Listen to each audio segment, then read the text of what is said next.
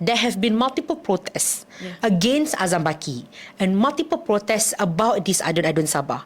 Instead of wasting our resources on investigating those who protested, those who questioned, why don't you use that resource to investigate the allegations that we made? Daripada you gunakan kuasa and duit yang ada to pressure the people who speak out, what you need to do is fight against that corruption and not fight against the people who want to fight corruption. It doesn't make sense. The protests against Azam Baki is not new. Okay. I've been in this protest, the same protest, but masa tu kita panggil Undur Azam Baki, and that was organised by a coalition of young people in 2022. And during that protest, it was because there was an alleged, very strong allegations that Azam Baki holds shares. Yes. Which as a commissioner of MACC, he should not be able to hold shares. However, nothing was really being done to show that the investigation against Azam Baki was fair, was transparent, or that it is being done by a party that has no biasness towards Azam Baki. And so it is very unacceptable. The highest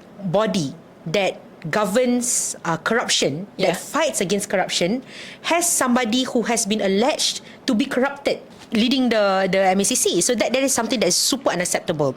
So we've had that protest in 2022. I've been investigated.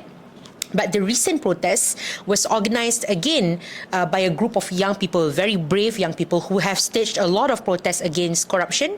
But during that protest, I spoke about a couple of things. Number one, I spoke about how it's not just ironic that Azam Baki has not been properly investigated. It's super ironic the fact that Kerajaan Pakatan Harapan was with us multiple times fighting against Azam Baki when they were in opposition.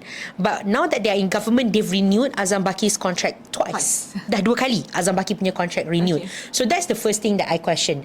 I felt that that's a huge hypocrisy. And it's a huge disrespect to the people who voted for you, thinking that you will fight against this. Number one. Number two, I question about adun-adun Sabah. Because initially they said that they cannot charge this adun because video-video itu ada edited, so they cannot use that as an evidence. But an unedited versions of the videos have been submitted. And at that point of time, they haven't charged any of the adun Sabah anyway. Recently 2 has been charged, but I still feel that that's not enough.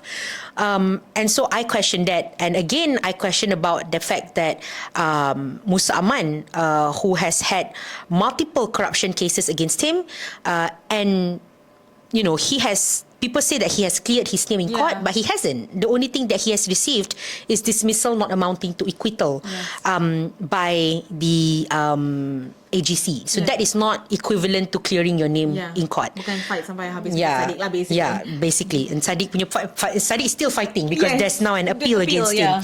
And so I question these 3 things. And so when I was called to the police to be investigated, it was mainly about the Sabah things. About the adun Sabah and about Musa Aman. Because apparently a report was made was it in Tawau or Papar? In Sabah. In Sabah. A report was made in Sabah. But they said, it's okay, I don't have to come to Sabah. They transferred my case to Dang Wangi lah. So I was investigated in Dang Wangi. But my point is this. My point is that there have been multiple protests against Azam Baki and multiple protests about this adun-adun Sabah. Instead of wasting our resources on investigating those who protested, those who questioned, why don't you use that resource to investigate the allegations that we made? So daripada you gunakan kuasa and duit yang ada to pressure the people who speak out, what you need to do is fight against that corruption and not fight against the people who want to fight corruption. It doesn't make sense.